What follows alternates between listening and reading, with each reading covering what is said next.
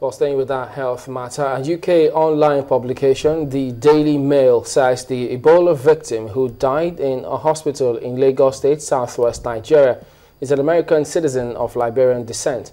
Mr. Sawyer's wife, Decontee Sawyer, says that her husband planned on coming back to Minnesota, where they live, in August for two of his daughter's birthdays. But those daughters go to school and daycare. Mr. Sawyer, who was en route to a conference in Nigeria, was vomiting and had diarrhea aboard at least one of his flights with some 50 passengers aboard. Officials of the Lagos state government said that they are not aware of Mr. Sawyer being an American citizen, but they are not only continuing the red alert on the virus, but are also warning Nigerians to be on the lookout for fraudulent people who have started cashing in on the situation.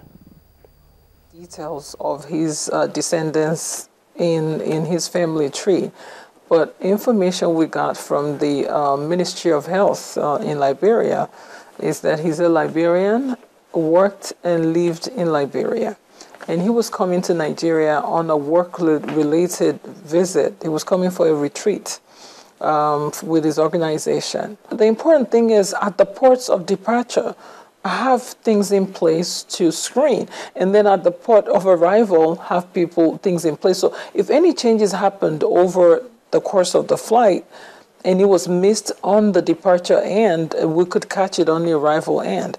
But I can tell you that it was the high vigilance that actually brought Mr. Sawyer to our attention. So I don't think that we've missed any beats.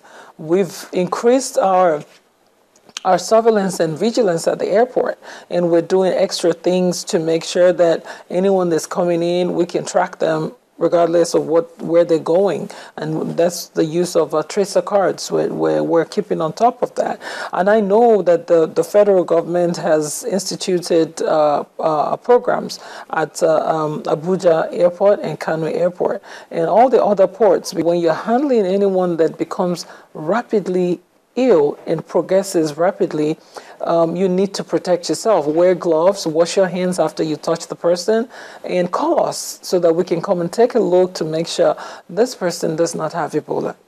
There are scammers already out there trying to make a kill of this situation. There are no rapid test kits for Ebola. There is no cure for Ebola. There's no treatment. There are no medications. There are no vaccines for Ebola. We need to get you in isolation and take care of you to attack the virus. And people do survive, but you must call early.